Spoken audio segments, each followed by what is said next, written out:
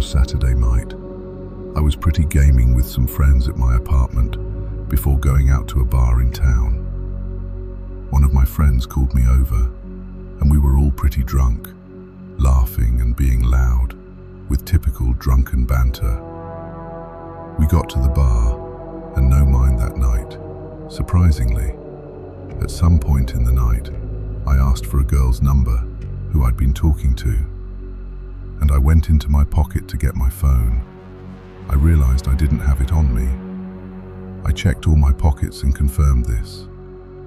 I tried retracing my steps in the bar and asked each bartender if someone turned in a phone. I didn't remember even using my phone the whole time I'd been out though. I stepped outside the bar with one of my friends to use his phone to call mine. Someone picked up on the other end. I heard the fiddling of the phone, but they didn't say anything. I said, "Hi, where'd you find this phone?" Just breathing on the other end. I asked him if they were at the bar, but they hung up on me. I looked at my friend and tried calling again. Went straight to voicemail though. I tried using Find My iPhone, but apparently I had that feature switched off for some reason. This was a pretty sobering experience. There was no way I could have fun knowing my phone was stolen. My friends told me just worry about it tomorrow. Go to the police station and get their help in tracking it. I went home early that night. I put a couple slices of bread in the toaster before bed and found my phone on the kitchen counter. It didn't make sense. I signed into it and checked my recent calls. And indeed, someone accepted the call, and it lasted for 25 seconds. Someone had been in my apartment to accept the call. That much was clear. I flipped the place upside down looking, screaming for whoever it was to come out from where they were hiding. Of course, has had a lot to do with the liquid confidence from drinking so much that night.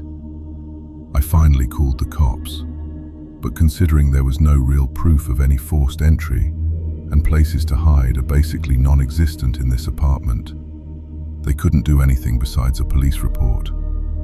Nothing seemed to be missing from my apartment, but going to sleep that night, knowing someone had been in my apartment, or even worse, I possibly have still been in there with me, is probably the most uncomfortable night of my life. I was 17 years old, and this happened on a late summer night. My dad and little brother had gone to a Boy Scout campout. My dad was one of the scoutmasters. I was home alone with my mum for the weekend. She was already in bed at this point. It was about 2 o'clock in the morning, and I was just finishing up my late night gaming. I had to go to the bathroom one more time before going to sleep though. While sitting on the toilet playing games on my phone, I heard the faintest little tap on the bathroom door. "Mum, was that you?" "Mum," I yelled. It wasn't windy or anything. There didn't seem to be any logical way to dismiss it. Slowly and nervously, opened the door, but there was nobody there. However, my bedroom door was now shut.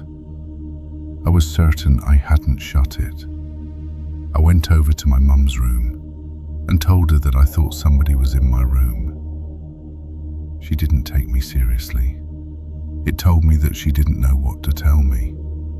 I tried to convince myself that maybe I did shut my door.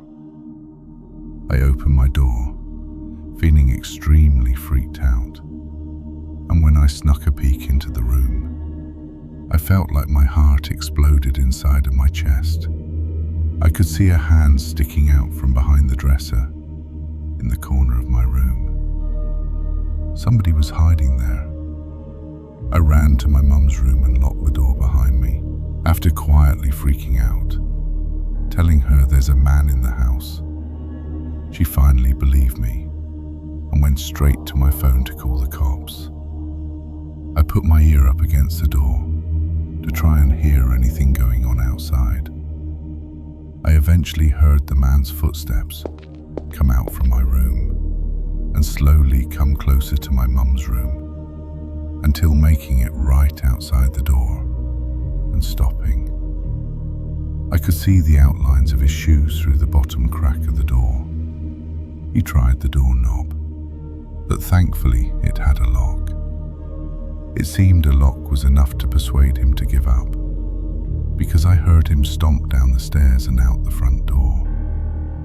I hurried to the window to see which way the man was heading, but he was already gone. Story 4. A long time ago, my girlfriend and I were looking for a private place to be alone together since our parents were always home. There was a vacant house on the corner of our block that hadn't been owned for years. The back door was always left unlocked, I would know, because my friends and I had been in there before we went in through the back. But before we could even get upstairs, there was a knock at the front door. We looked at each other with worry. What if someone had caught us sneaking in? She peeked out the window, but there was no one on the stoop. She made sure that the door was locked before turning back to me. I assured her it was just some kids playing ding-dong ditch. We made it only halfway up the stairs before the frantic knocking on the door came back.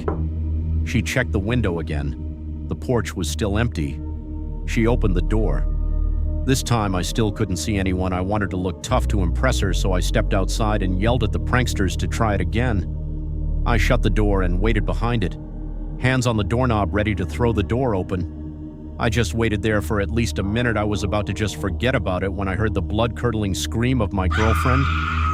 He turned to see what she was screaming at, and I screamed as well. Just barely in the dark, we can see the silhouette of a huge humanoid figure very slowly making its way down the stairs. It was moving in a hovering-like motion. We ran past it just in arm's reach and left the house the way we came. We ran all the way back to my house, both of us out of breath.